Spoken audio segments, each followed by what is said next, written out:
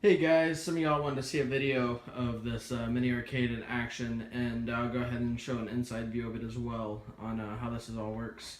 It's pretty simple. It just plugs into a TV back here with an HDMI cord and a power cable, and then here's the power switch, the master switch, turn it on. When you flip that switch, it jumps to life, marquee lights up, and RetroPie will end up starting.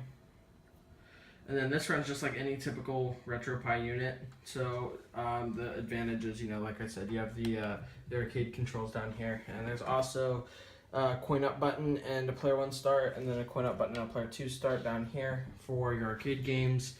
There's also work as the select and the start button for other games. And then this pretty much took, I believe, 16 days to complete, but a lot of that time was waiting on my controls to arrive here. So it's got the standard games on it, but say we want to play some arcade games, we'll go to MAME, and then this is actually set up where if you hit the select button, which is the black button down here, if you hit that button while you're on the list, you can jump to a letter. So say we want to play some I don't know, some Moonwalker, some Michael Jackson here.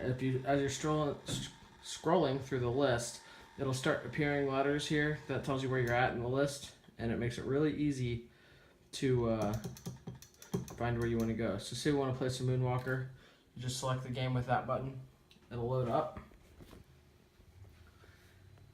and then there she is, Michael Jackson's Moonwalker. And yeah, this thing will play like Legend of Zelda, all those.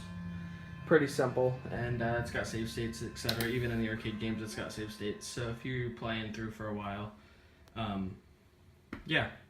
So like with Moonwalker, your start button's here, like I said, your player 1 start, and your coin up's there.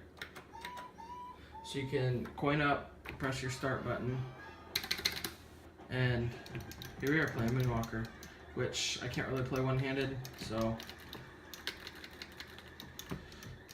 it's probably the best it's going to get. But, yep, and then to back out of a game, you just press both of these at the same time, and it'll take you back to the menu. It's that simple. It really is. Alright, I'll be back in like 2 seconds, and I will show you the inside of the control panel, and then we'll come back and show you the back. Alright guys, so I'm back here, and I took off the screws for the control panel, just standard Phillips tip right now. Eventually they will be something a little nicer for my client. And this is on a hinge, so all you have to do is pull up, and there we go. This is these are the cheap $10 USB encoders from Amazon. They're like 20 bucks for the pair. And then these are Zap, I believe. Zappy, I think is what they're called. Joysticks. They're just $10 joysticks each, off of Groovy Game Gear. And then these are just cheap hat buttons with micro switches. And the encoders just take the single USB cord, and there's one for each player that goes in the back, and everything else is contained right here. So in theory, I could actually probably put a wall in here with just enough room for the cables, and it would make it a little sturdier. It would add weight though, which would make it less portable. But yep, here's the control panel. I'll give you one last kind of quick pan over this, and let's go look at the back. Let me just push this back in real quick. Just gotta tuck the wires. It's real easy. Tuck the wires, drop her in. She's back to normal. Just gotta run the screws, and then I'll be right back. Alright guys, I'm back at the back of the box, and as you can see here, there's HDMI and a power. I unplugged those so you can get this, and then I took out the 4 screws that hold this plate in. This there's a lip under here. You can kind of get a hold of it if you need to, and then this just pulls out. And then there's my wiring for my power switch, and my HDMI is actually an HDMI extension that I just epoxied into place with a quick 5-minute epoxy. And then the power switch actually runs over here to this little what do you call those? The surge protector thing. And then my LED strips, you can't really see unless I take the marquee off, but they're just like cheap $15 LED strips that you get on Amazon. And I made sure I left the quick disconnect here, so if I need to unplug them for any reason to work on them or whatever, and then that just runs to the power. And then over here is a RetroPie velcroed into place.